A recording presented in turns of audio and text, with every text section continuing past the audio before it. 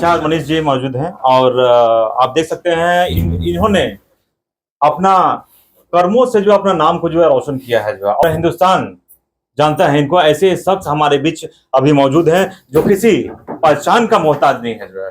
Video ध्यान से देखो जरा। और इधर गाल, ये देखो पूरा चेहरा सूजा हुआ है, बाजू के नीचे गांठ है और इधर भी गांठ है और ये भी गांठ है, पेट में भी गांठ है, पेट में भी गांठ है। और आपको क्या बता दिया डॉक्टर ने? कैंसर। आज कितने दिन में अभी आए हुए आपको? 4 दिन हुए हैं। बताओ जरा 4 दिन में क्या क्या फर्क पड़ा? मेरे नाक में जो ब्लड आ रहा था वो रुक गया, नाकों में जो ब्लड चालू हो गया था वो रुक गया।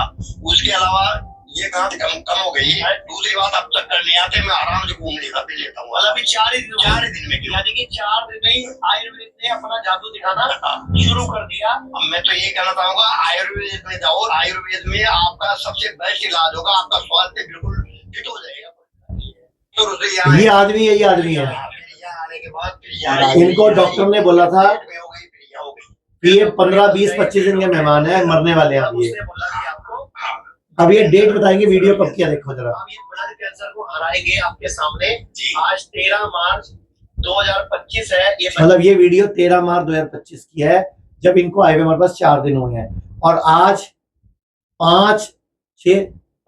5 जुलाई 2026 है और ये व्यक्ति आपके सामने खड़े हुए। इनको डॉक्टर ने बोला था ये मरने वाले हैं, 15-20 दिन के मेहमान हैं। आज 1.5 साल से जिंदा कैसे घूम रहे हैं। और इनको ये भी कहा था कि अगर कीमो रेडिएशन कराओगे तो 4-6 महीने जिंदा रहोगे, और कीमो रेडिएशन नहीं कराओगे तो आप 25 दिन में मरने वाले हो। लेकिन इन्होंने इच्छा शक्ति दिखाई। ये आयुर्वेद में आए, नाकों से ब्लड आता था, हेमोग्लोबिन 5.5 रह गया था, व्हील चेयर पे था, स्थिति बहुत खराब थी। कौन सा कैंसर था आपको? कौन सा ल्यूकेमिया कैंसर था, blood cancer last stage, blood cancer, last stage blood cancer था। और जब ये हमारे पास आए थे व्हील चेयर पे आए थे, चल भी नहीं सकते थे, और हीमोग्लोबिन 5.5 था। अभी कितना हीमोग्लोबिन है? 14.5। मतलब बिल्कुल आपको पता कैसे चला कि कैंसर है? ब्लड में ब्लड की जांचें करवाई थी ना, उसी में आ गया था। अच्छा, इनके नाक से ब्लीडिंग शुरू हो गई थी। नक्सीर हो गया, नक्सीर खून निकलता है जैसे। आपने एलोपैथी भी इलाज किया था? ना, डायरेक्ट इनके पास आ गए। एलोपैथी वाले मना ही कर दिया ना। उन्होंने मना ही कर दिया, बोले 10-12 कीमो रेडिएशन लगेंगे तो 5-6 महीने की लाइफ हो जाएगी। और मैंने कहा साहब खर्चा कितना? बोले कम से कम 8 लाख, ऊपर में 10 लाख रुपए।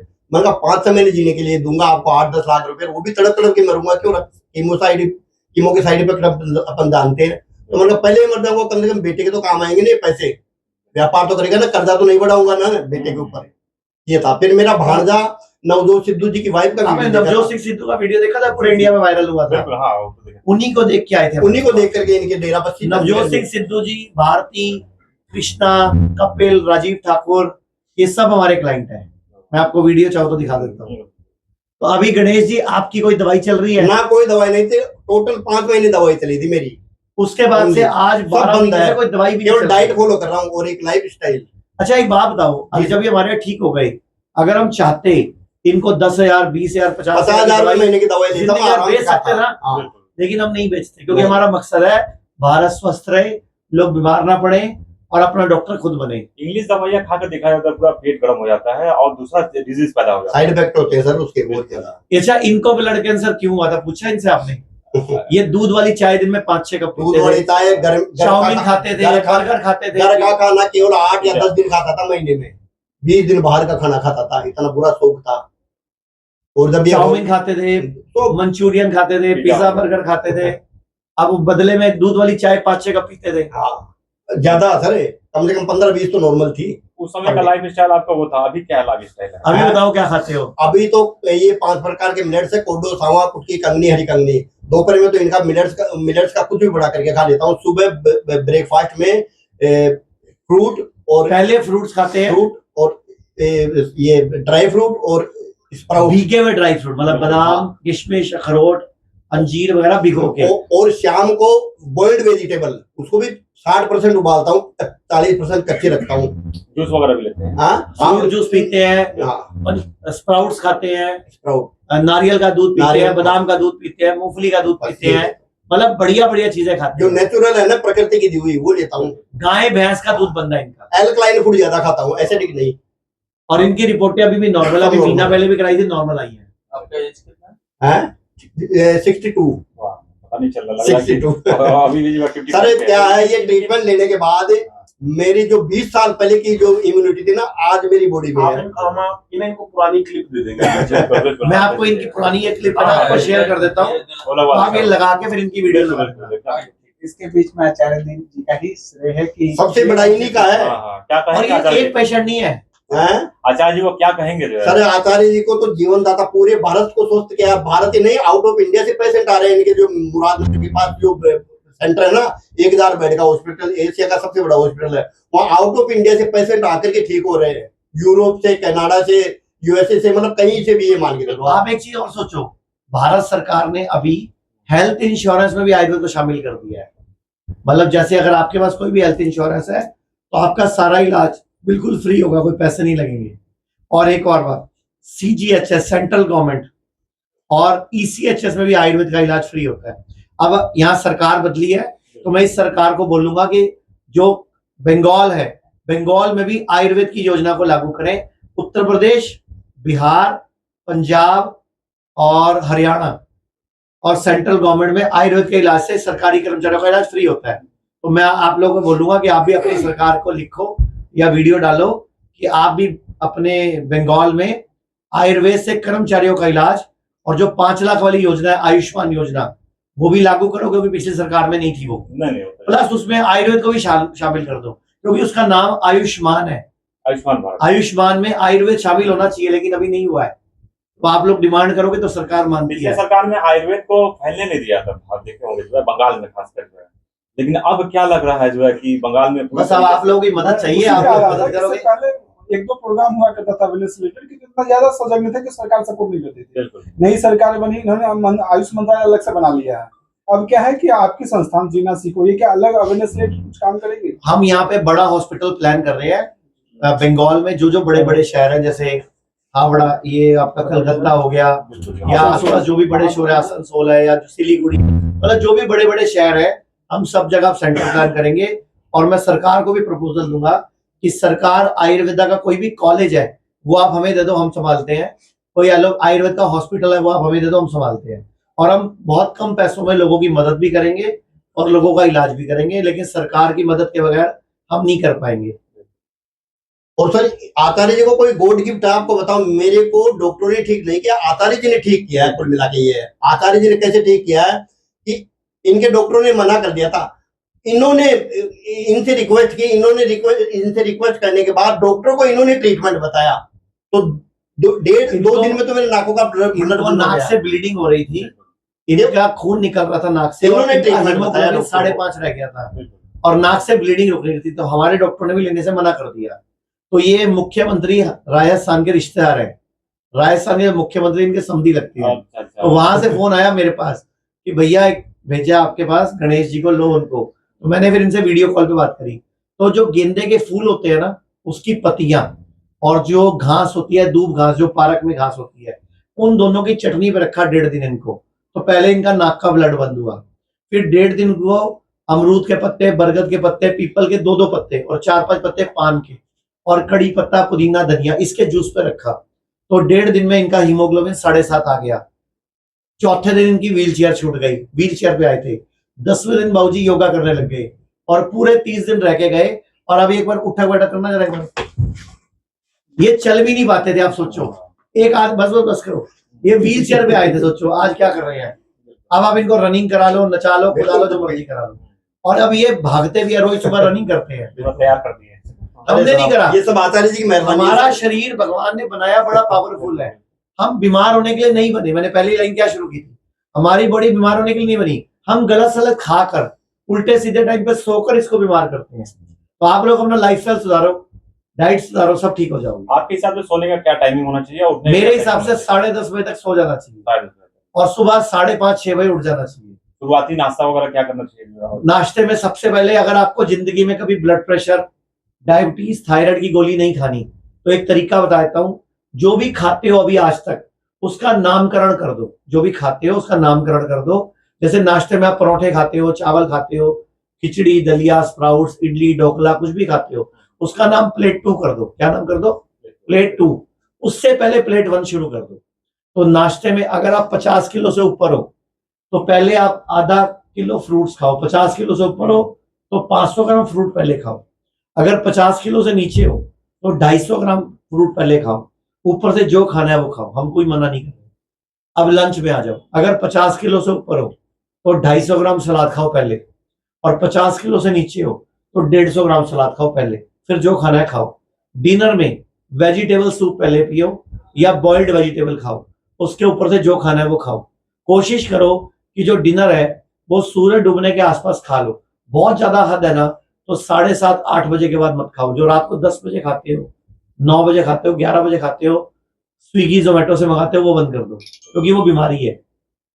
रात को 10:30-11 बजे तक सो जाओ।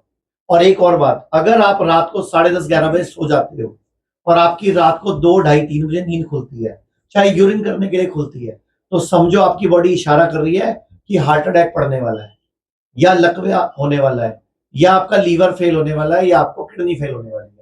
मतलब रात को सोने के 2-3 घंटे में अगर हफ्ते में 3-4 बार नींद खुलती है तो ये अच्छा साइन नहीं है।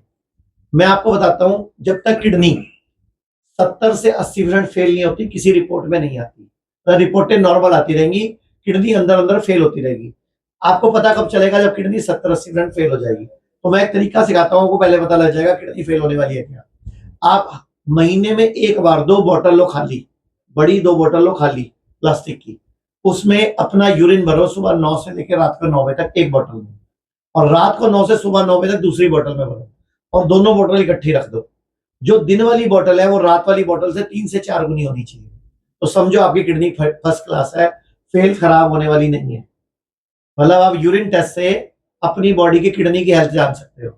अब आजकल सुनते हैं रोज खड़े खड़े हार्ट अटैक आ रहा है, दूल्हा गिर के मर गया घोड़ी से, बाथरूम में देखा जा रहा है, बाथरूम में आ रहा है, कई लोग जिम में एक्सरसाइज करते करते मर रहे हैं। तो कैसे देश के लोगों को, आपके दर्शकों को कैसे पता चलेगा कि उनको हार्ट अटैक आने वाला? तो मैं एक तरीका बता रहा हूँ। आप रोज सुबह 9 बजे, कभी कभी हफ्ते में या महीने में एक बार 9 या 10 बजे ब्लड प्रेशर चेक करो, और रात को 9 या 10 बजे दोबारा ब्लड प्रेशर चेक करो। सुबह वाला ब्लड प्रेशर रात वाले ब्लड प्रेशर से 5 से 10 पॉइंट ज्यादा होना चाहिए। अगर सुबह वाला ब्लड प्रेशर ज्यादा आ रहा है और रात वाला कम आ रहा है तो आपको हार्ट अटैक पड़ने वाला अभी नहीं है, आपका हार्ट बढ़िया काम कर रहा है। मतलब सुबह का ब्लड प्रेशर मान लो 140/90 आया और रात वाला 125/85 आया या 120/80 आया, तो फर्स्ट क्लास आपका हार्ट बढ़िया काम कर रहा है। लेकिन अगर उल्टा होता है कि सुबह वाला ब्लड प्रेशर कम आता है और रात वाला ज्यादा आता है या बराबर भी आता है, तो समझो जल्दी ही आपको हार्ट अटैक पड़ने वाला है, आपका हार्ट कमजोर हो रहा है। अब एक और समझो, अगर आप सुबह 8 बजे के बाद खाते हो और रात को 8 बजे से पहले खाते हो तो आपको कभी डायबिटीज नहीं होगी। और जो मैंने डाइट बताई, प्लेट 1 प्लेट 2 अभी बताई ना, उसमें आपको एक चीज का ध्यान रखना है कि दूध, दही, पनीर, अंडा और नॉनवेज ये छोड़ देना है। आपके बंगाल में बहुत ज्यादा नॉनवेज खाया जाता है। मैं आज अभी सुबह से अब तक 800 लोगों से मिल चुका हूं, उनमें से 600 लोग नॉनवेज खाते हैं। जो व्यक्ति नॉनवेज खाएगा उसकी किडनी जल्दी फेल होगी, उसको कैंसर जल्दी होगा। और जो नॉनवेज खाएगा आजकल वाला, क्योंकि आजकल जो नॉनवेज है बताता हूँ कैसे तरीके से आ रहा है, तो लैट्रिन वाली जगह पे ना फोड़े हो जाएंगे। पहले तो सुनते थे आप बवासीर, फिशर फिस्टुला, लेकिन आजकल क्या है, वहां से बायोप्सी करेंगे और आपको बोल रहे हैं कि लैट्रिन वाली जगह का कैंसर हो गया, या आपको गठिया हो जाएगा। और अगर लैट्रिन वाली जगह काटेंगे तो यहाँ पे एक बैग लगा देंगे जिंदगी भर, स्टूल का लैट्रिन वाला बैग लगा देंगे, स्टोमा बैग बोलते हैं उसको, तो जिंदगी नर्क बन जाएगी। तो एक तो आप लोग, एक तो टॉयलेट रोज आना चाहिए, पेट रोज साफ होना चाहिए, पेट साफ करना बहुत जरूरी है। इसीलिए हमने भी ना एक किट का निर्माण किया है, बहुत सस्ती बनाई है, पेट यकृत लिया शुद्धि किट, इन सबको देके भेजना।